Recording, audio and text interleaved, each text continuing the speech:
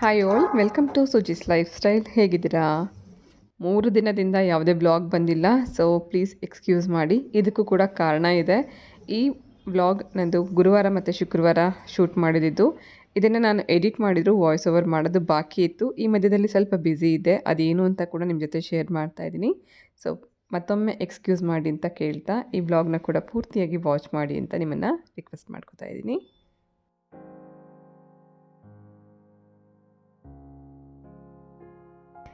ನಾವಿವತ್ತು ವಿಶಾಲ್ ಮಾರ್ಟ್ಗೆ ಬಂದಿದ್ದೀವಿ. ಮನೆಗೆ ಬೇಕಾಗಿರುವಂಥ ಸ್ವಲ್ಪ ಗ್ರಾಸರಿ ಶಾಪಿಂಗ್ ಮಾಡೋದಿತ್ತು.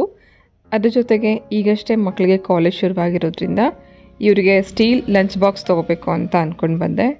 ಬಟ್ ನಾವು ಎಷ್ಟು ಪ್ಲಾಸ್ಟಿಕ್ನ ಅವಾಯ್ಡ್ ಮಾಡಬೇಕು ಅಂತ ಅನ್ಕೋತೀವೋ, ವಿಶಾಲ್ ಮಾರ್ಟಲ್ಲಿ ಸಾಕಷ್ಟು ನಮಗೆ ಪ್ಲಾಸ್ಟಿಕ್ಗೆ ಕಾಣಿಸ್ತಿತ್ತು. ಬಾಟಲ್ಸ್ ಇರ್ಬೋದು, ಬಾಕ್ಸ್ಗಳಿರ್ಬೋದು, ತುಂಬಾ ಪ್ಲಾಸ್ಟಿಕ್ ಇತ್ತು.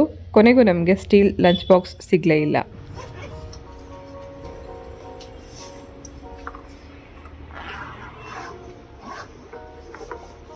ಎರಡು ಸ್ಟೀಲು, ಒಂದು ಚಪಾತಿಗೆ ತೆಗೆದುಕೊಳ್ಳುತ್ತೆ. ಇದು ಪ್ಲಾಸ್ಟಿಕ್ ಕೊಟ್ಟಿದ್ದಾರೆ. ಇದು ಹೀಗೆ ಉದ್ದುದು ನೈಸ್ ಅಲ್ವಾ? ಹಾಂ, ಸ್ಪೇಸ್ ಸ್ವಲ್ಪ ಇಡ್ತಿದ್ದಾರೆ. ಬಟ್ ಚಿಕ್ಕ ಚಿಕ್ಕ ಬಾಕ್ಸ್. ಈ ಥರ ಹಿಂಗೆ ಬರಬೇಕು ಬಾಕ್ಸ್. ಹಿಂಗೆ ಇದ್ರೆ ಚೆನ್ನಾಗಿರುತ್ತೆ.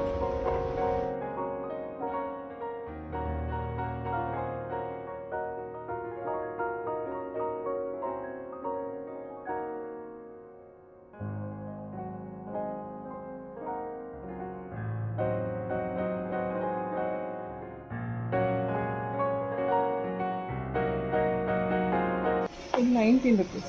ವಾವ್, ಡೋರ್ ಮಾಡ್ತಾರೆ ಇಷ್ಟು ಚಿಕ್ಕದ. ನಮ್ಮ ರೂಮಲ್ಲಿ ಇದೆಯಲ್ಲ ಅಥವಾ ನಮ್ಮನೇಲಿ ಇದೆಯಲ್ಲ ಆ ಥರ. 19 rupees. 39 rupees.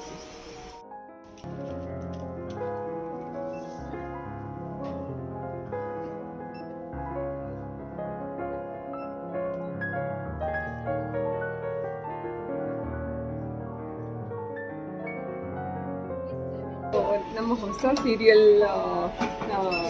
Main character roll ಏನು ಮಾಡ್ತಿದ್ದಾರೆ, ಹೀರೋಯಿನ್ ಅವ್ರ ಅಪ್ಪ ಇವರು ಜಯದೇವ್ ಅವ್ರು ಸಿಕ್ಕಿದ್ದಾರೆ. ಖುಷಿ ಆಯಿತು ನನಗೆ, ಒಬ್ಬರು ಸೆಲೆಬ್ರಿಟಿನ ಮೀಟ್ ಮಾಡೋ ಅಷ್ಟು ಒಂದು ಚಾನ್ಸ್ ಸಿಕ್ತು. ಹಾಯ್, ಸುಜಿಸ್ ಲೈಫ್ ಸ್ಟೈಲ್ ಆಡಿಯನ್ಸ್ಗೆ ನಮಸ್ಕಾರ. ನಮ್ಮ ಹೊಸ ಸೀರಿಯಲ್ ಲಾಂಚ್ ಆಗ್ತಾಯಿದೆ, ದೊರೆಸ್ವಾಮಿ ಅಂತ. ಡಿಸೆಂಬರಿಂದ ಆನೆಗೆ ಬರ್ತೀವಿ. ನೀವು ಚೆನ್ನಾಗಿ ನೋಡಿ, ಹಾಗೆ ನಮ್ಮ ಸೀರಿಯಲ್ ನೋಡಿ.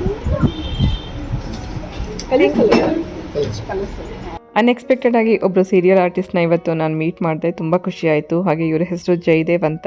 ನಾನು ತುಂಬ ಚಿಕ್ಕವಳಿದ್ದಾಗಿನಲ್ಲೂ ಇವರು ಸೀರಿಯಲ್ಸಲ್ಲಿ ಆ್ಯಕ್ಟ್ ಮಾಡ್ತಿದ್ದನ್ನು ನೋಡಿದೆ. ಒಬ್ಬ ಸೈಡ್ ರೋಲಲ್ಲಿ ಮಾಡ್ತಾಯಿದ್ರು. ಸೊ ಇವತ್ತು ಮತ್ತೆ ಹೊಸದಾಗಿ ತುಂಬ ವರ್ಷಗಳ ನಂತರ ಸೀರಿಯಲಲ್ಲಿ ನಾನು ನೋಡಿದ ಮೇಲಕ್ಕೆ, ಅಂದರೆ ಪ್ರೋಮೋ ಏನು ತೋರಿಸ್ತಿದ್ದಾರೆ ಅದರಲ್ಲಿ ನೋಡಿದ್ದನ್ನು ನನಗೆ ಖುಷಿ ಆಯಿತು. ಎದುರುಗಡೆ ಸಿಕ್ಕಿದಾಗ ನಂಗೆ ಮಾತಾಡಿಸ್ದೆ. ಸೊ ತುಂಬ ಚೆನ್ನಾಗಿ ಮಾತಾಡ್ತಿದ್ರು. ಹಾಗೆ ನನ್ನ ಚಾನಲ್ನ ಸಬ್ಸ್ಕ್ರೈಬ್ ಕೂಡ ಮಾಡಿಕೊಂಡ್ರು, ಅದಿನ್ನೂ ಖುಷಿ ಕೊಡ್ತು. ಇದು ಆಕ್ಚುಲಿ ಆಫರ್. ಇದು 300 ಪೇಜಸ್ದು 5 ಡಿವಿಷನ್ಸ್ ಇದೆ. ಚೆನ್ನಾಗಿದೆ ಅಲ್ವಾ? ಇದು ಆಫರ್ ಇತ್ತಲ್ವಾ 99ಗೆ. So I thought it is worth it ಅಂತ ತಗೊಂಡೆ. ಅಂದರೆ ಎರಡು ಬುಕ್ಕಿಗೆ 99 rupees? ಇಲ್ಲ, 199, 150 ಆಕ್ಚುಲಿ.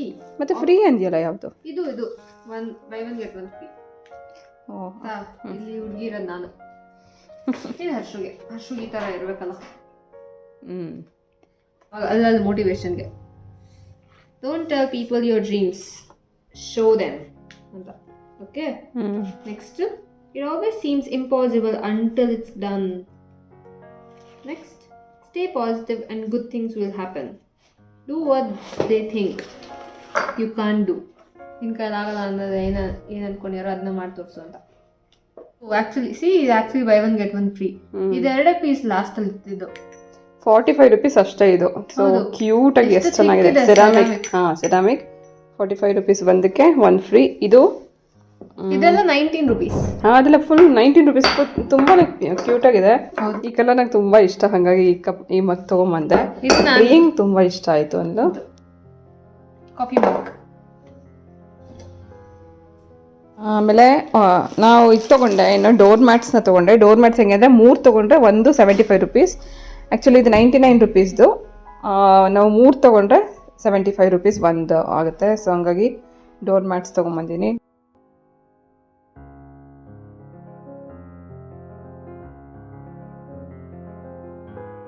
ನಾವು ಆ್ಯಕ್ಚುಲಿ ಹೋಗಿ ಗ್ರಾಸರಿ ತೊಗೋಬೇಕು ಅಂತ. ಗ್ರಾಸರಿ ನೋಡಿದ್ರೆ ಜಸ್ಟ್ ಅಕ್ಕಿ ಮತ್ತು ಉಪ್ಪು ತೊಗೊಂಡ್ವಿ. ಇದು ಬಾಸುಮತಿ ರೈಸ್ ತೊಗೊಂಡೆ, ಹಾಗೆ ಟಾಟಾ ಸಾಲ್ಟ್ ಲೈಟ್ ತೊಗೊಂಡಿದ್ದೀನಿ.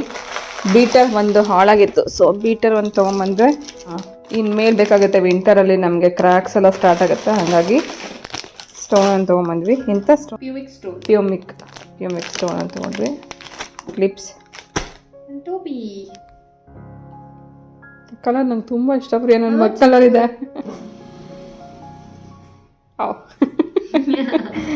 ಚೆನ್ನಾಗಿದೆ.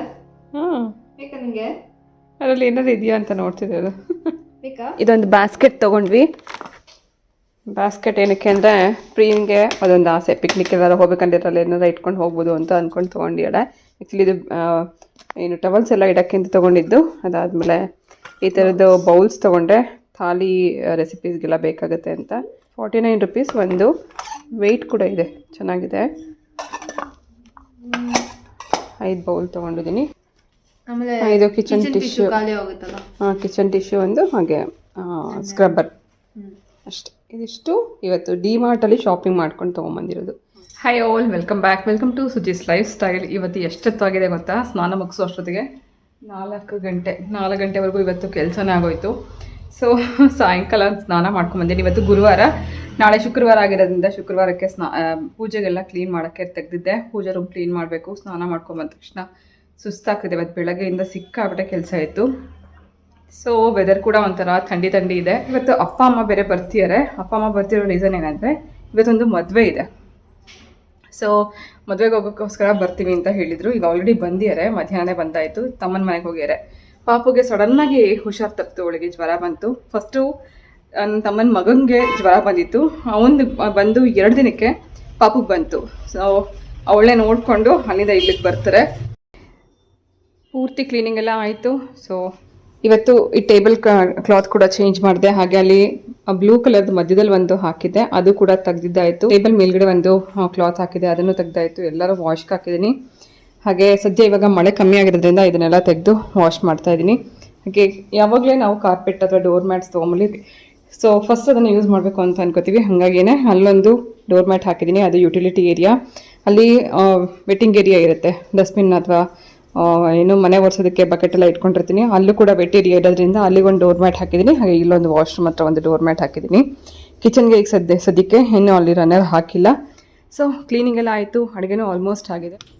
ಈ ಬ್ಯಾಸ್ಕೆಟಲ್ಲಿ ಪ್ರಿಯ ರಾತ್ರಿನೇ ಟವಲ್ಸ್ ಎಲ್ಲ ಆರ್ಗನೈಸ್ ಮಾಡಿ ಇಟ್ಟಿದ್ದಾಳೆ. ರೋಲ್ ಮಾಡಿಟ್ರೆ ಜಾಸ್ತಿ ಬಟ್ಟೆ ಇಡ್ಸುತ್ತೆ ಅದಕ್ಕೋಸ್ಕರ ಪ್ರಿಯ ಹೀಗೆ ರೋಲ್ ಮಾಡಿ ಇಟ್ಟಿದ್ದಾಳೆ. ಇದೆಲ್ಲ ಕಿಚನ್ ಟವಲ್ಸ್ ಮತ್ತು ಡೈನಿಂಗ್ ಟೇಬಲ್ ಮೇಲೆ ಹಾಕುವಂಥ ಟವಲ್ಸ್ನೆಲ್ಲ ಇಲ್ಲಿ ಇಟ್ಕೊಂಡಿರ್ತೀವಿ. ಇದೆಲ್ಲ ಪೂಜಾ ಸಾಮಗ್ರಿಗಳನ್ನ ತೊಳೆದು ರೆಡಿ ಮಾಡಿ ಇಟ್ಕೊಂಡಿದ್ದೀನಿ. ನಾಳೆ ಪೂಜೆಗೋಸ್ಕರ ಶುಕ್ರವಾರಕ್ಕೆ ಪೂಜಾ ರೂಮ್ನ ಕ್ಲೀನ್ ಮಾಡಬೇಕು. ಇನ್ನೆಲ್ಲ ವಾಲ್ ಎಲ್ಲ ಕ್ಲೀನ್ ಮಾಡೋಕ್ಕಿದೆ. ಪೂಜಾ ರೂಮ್ ಸದ್ಯಕ್ಕೆ ಇವಾಗ ಖಾಲಿ ಮಾಡಿದ್ದೀನಿ. ಇದೆಲ್ಲ ಪೂರ್ತಿಯಾಗಿ ವಾಲ್ ಕ್ಲೀನ್ ಮಾಡಬೇಕು. ಶುಕ್ರವಾರಕ್ಕೆ ನಾನು ಗುರುವಾರನ ಹಿಂದಿನ ದಿನನೇ ಎಲ್ಲ ಕ್ಲೀನ್ ಮಾಡಿ ಇಟ್ಕೋತೀನಿ. ಅಮಾವಾಸ್ಯೆ ಪೌರ್ಣಮಿ ಇದ್ದರೆ ಇಲ್ಲ, ಭಾನುವಾರ ಮಾಡ್ತೀನಿ. ಇಲ್ಲ ಅಂತಂದರೆ ಗುರುವಾರ ಸಾಯಂಕಾಲ ಇದನ್ನೆಲ್ಲ ಕ್ಲೀನ್ ಮಾಡ್ತೀನಿ. ಸೊ ಪೂಜಾ ಸಾಮಗ್ರಿಗಳನ್ನ ತೊಳೆದು ರೆಡಿ ಮಾಡಿ ಇಟ್ಕೊಂಡಾಗಿದೆ ನಾಳೆ ಪೂಜೆಗೋಸ್ಕರ. ಹಾಗೆ ಈ ಬುಕ್ ರ್ಯಾಕ್ ಬಗ್ಗೆ ಸುಮಾರು ಜನ ಕೇಳ್ತಾನೆ ಇರ್ತಾರೆ, ಲಿಂಕ್ ಇದ್ರೆ ಕೊಡಿ ಅಂತ. ಈ ಬುಕ್ ರ್ಯಾಕ್ ನಾನು ಫ್ಲಿಪ್ಕಾರ್ಟಲ್ಲಿ ತರಿಸಿದ್ದು. ತುಂಬಾ ಕ್ಯೂಟ್ ಆಗಿದೆ. ಈ ಥರ ಡೆಕೋರೇಷನ್ಗೆ ಬುಕ್ಸ್ ಕೂಡ ಇಟ್ಕೋಬೋದು, ಹಾಗೆ ಈ ಥರ ಶೋ ಪೀಸಸ್ ಕೂಡ ಇಟ್ಕೋಬೋದು. ಇಲ್ಲಿ ನಾನು ಅಲೆಕ್ಸಾ ಪ್ಲೇಸ್ ಮಾಡಿದ್ದೀನಿ. ಸೊ ಯೂಶ್ವಲಿ TV ಯೂನಿಟ್ ಹತ್ರ ಇಡ್ತಾ ಇದ್ವಿ. ಅಲೆಕ್ಸಾ ಇವತ್ತು ಇಲ್ಲಿಟ್ಟಿದ್ದೀನಿ, ಮ್ಯೂಸಿಕ್ ಕೇಳಿಸ್ಕೊಳ್ಳೋಕ್ಕೂ ಈಸಿ ಆಗುತ್ತೆ ಅನ್ನೋಕ್ಕೋಸ್ಕರ. ಅಲೆಕ್ಸಾಗೆ ಮೇಯ್ನಾಗಿ ವೈಫೈ ಕನೆಕ್ಷನ್ ಬೇಕು. ವೈಫೈ ಇಲ್ಲ ಅಂತಂದರೆ ಇದು ವರ್ಕ್ ಆಗೋಲ್ಲ. ಕಿಚನ್ ಹತ್ರನೇ ನಮ್ಮದು ವೈಫೈ ಕನೆಕ್ಷನ್ ಇರೋದ್ರಿಂದ ಇಲ್ಲಿಗೆ ತುಂಬ ಚೆನ್ನಾಗಿ ವೈಫೈ ಕನೆಕ್ಷನ್ ಸಿಗುತ್ತೆ ಅನ್ನೋಕ್ಕೋಸ್ಕರ ಅಡುಗೆ ಮನೆ ಹತ್ರನೇ ಇದನ್ನು ಇಲ್ಲಿ ಪ್ಲೇಸ್ ಮಾಡ್ಕೊಂಡಿದ್ದೀನಿ. ಇದರಲ್ಲಿ ನೀರು ಮತ್ತು ವಿಮ್ ಡ್ರಾಪ್ ಮಾತ್ರ ಹಾಕ್ಕೋತೀನಿ. ಸೊ ಇದು ಮಾರ್ಬಲ್ ಆಗಿರೋದ್ರಿಂದ ಮಾರ್ಬಲ್ಗೂ ಕೂಡ ಬೇರೆ ಯಾವುದೇ ಕೆಮಿಕಲ್ ಯೂಸ್ ಮಾಡಿ ಕ್ಲೀನ್ ಮಾಡೋಕ್ಕಾಗಲ್ಲ. ಇಲ್ಲಿ ಪೂಜಾ ರೂಮ್ ಕ್ಲೀನ್ ಮಾಡಲಿಕ್ಕೆ ಅಂತಲೇ ಒಂದು ಕಾಟನ್ ಕ್ಲಾತ್ ಯಾವ್ದಾದ್ರು ಇಟ್ಕೊಂಡಿರ್ತೀನಿ, ಅದರಲ್ಲೇ ಇದನ್ನು ವೈಪ್ ಮಾಡ್ತೀನಿ.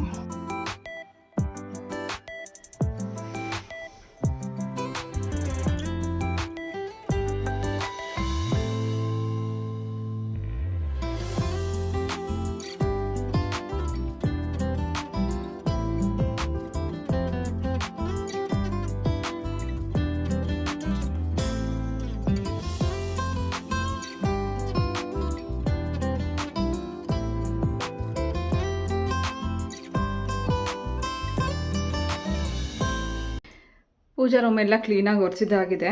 ಸೊ ಈ ರೀತಿ ನಾನು ವಾರ ವಾರ ಕ್ಲೀನ್ ಮಾಡ್ತಿರ್ತೀನಿ.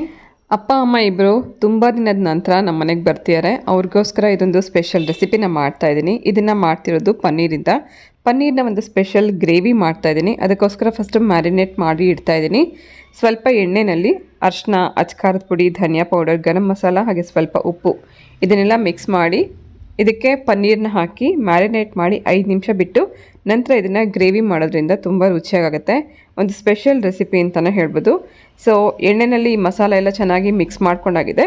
ಈ ಪನ್ನೀರ್ಗೆ ಎಷ್ಟು ಬೇಕೋ ಅಷ್ಟು ಮಾತ್ರ ಉಪ್ಪು ಹಾಕಿ ಇದನ್ನೆಲ್ಲ ಕಲಿಸ್ಬಿಟ್ಟು 5 ನಿಮಿಷ ಬಿಟ್ಬೇಡ. 5 ನಿಮಿಷದಷ್ಟರಲ್ಲಿ ನಾವು ಬೇರೆ ಇದಕ್ಕೆಲ್ಲ ಏನೇನು ಪ್ರಿಪ್ರೇಷನ್ ಬೇಕು ಗ್ರೇವಿಗೋಸ್ಕರ ಅದನ್ನೆಲ್ಲ ರೆಡಿ ಮಾಡ್ಕೊಳ್ಳೋಣ.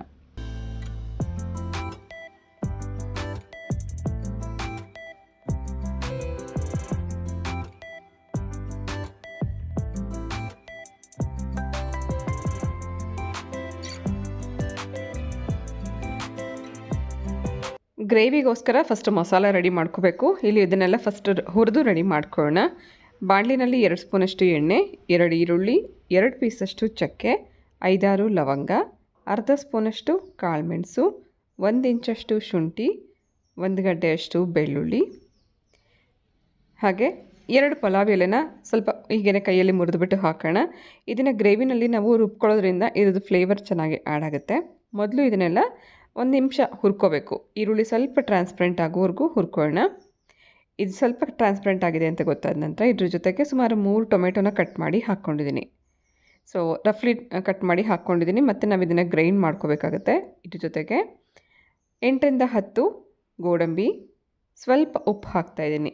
ಉಪ್ಪು ಹಾಕೋದ್ರಿಂದ ಟೊಮೆಟೊ ಬೇಗನೆ ಸಾಫ್ಟ್ ಆಗುತ್ತೆ. ಸ್ವಲ್ಪ ಹೊತ್ತು ಇದನ್ನೆಲ್ಲ ಹುರ್ಕೊಂಡಾಗಿದೆ. ಲಿಡ್ ಕ್ಲೋಸ್ ಮಾಡಿ ಸಣ್ಣ ಉರಿನಲ್ಲೇ ಟೊಮೆಟೊ ಎಲ್ಲ ಸಾಫ್ಟ್ ಆಗೋವರೆಗೂ ಬೇಯಿಸ್ಕೊಳ್ಳೋಣ.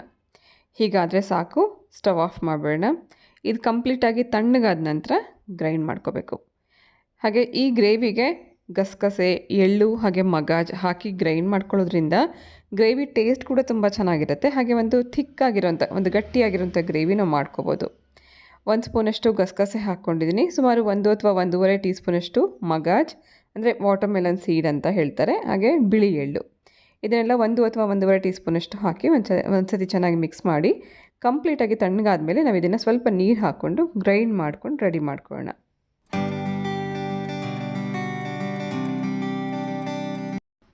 ಎಳ್ಳು, ಗಸಗಸೆ ಹಾಗೆ ಮಗಾಜಿ ಇಂಥದನ್ನೆಲ್ಲ ಹುಳು ಆಗಬಾರ್ದು ಅಂದರೆ ಫ್ರೀಝರಲ್ಲಿ ಇಡೋದ್ರಿಂದ ನಾವು ತುಂಬ ದಿನದವರೆಗೂ ಸ್ಟೋರ್ ಮಾಡ್ಕೋಬೋದು. ಮಸಾಲ ಪದಾರ್ಥಗಳು ಅಥವಾ ಈ ಥರದ ಬಿಳಿ ಎಳ್ಳು ಇಂಥದನ್ನೆಲ್ಲ ಹುಳು ಆಗಬಾರ್ದು ಅಂದರೆ ಫ್ರೀಝರಲ್ಲಿ ಇಟ್ಕೋಬೋದು.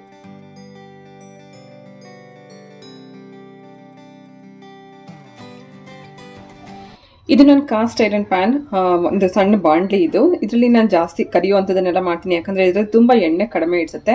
ಡೀಪ್ ಆಗಿರೋದ್ರಿಂದ ಕಡಿಮೆ ಎಣ್ಣೆ ಹಾಕ್ಕೊಂಡು ನಾವು ಕರಿಬೋದು.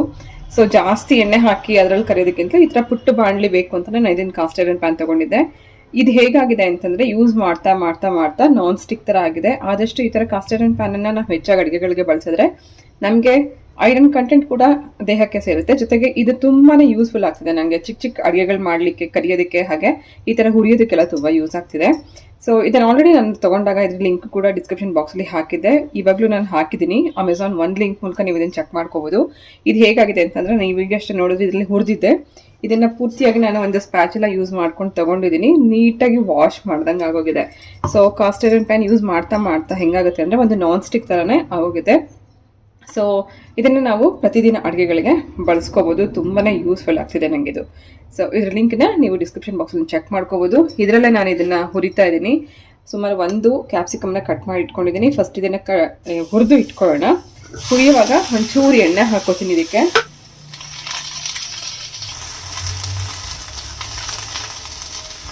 ನೋಡಿ ಈ ರೀತಿ ಆದರೆ ಸಾಕು. ನಾವು ಲಾಸ್ಟಲ್ಲಿ ಇದನ್ನು ಗ್ರೇವಿಗೆ ಹಾಕೋದ್ರಿಂದ ಇದು ಕ್ಯಾಪ್ಸಿಕಮ್ ಕ್ರಂಚಿ ಆಗಿರುತ್ತೆ, ತುಂಬ ಚೆನ್ನಾಗಿರುತ್ತೆ. ಇದನ್ನು ಸೈಡಲ್ಲಿ ಇಡ್ತಾ ಇದ್ದೀನಿ.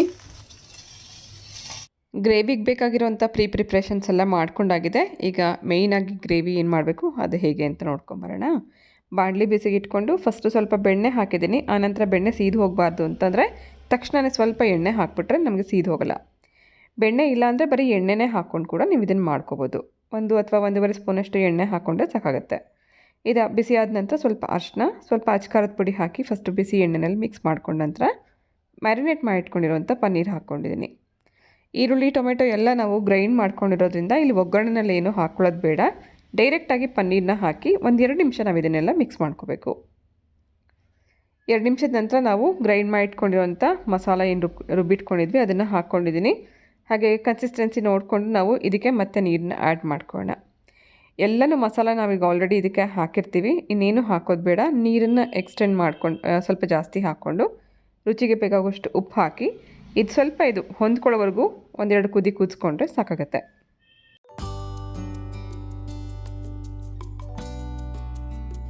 ಲಾಸ್ಟಲ್ಲಿ ಹುರಿದಿಟ್ಕೊಂಡಿರೋಂಥ ಕ್ಯಾಪ್ಸಿಕಮ್ ಹಾಕಿ ಲಿಡ್ ಕ್ಲೋಸ್ ಮಾಡಿ 2 ನಿಮಿಷ ನಾವು ಇದನ್ನು ಕುದಿಸ್ಕೊಳ್ಳೋಣ.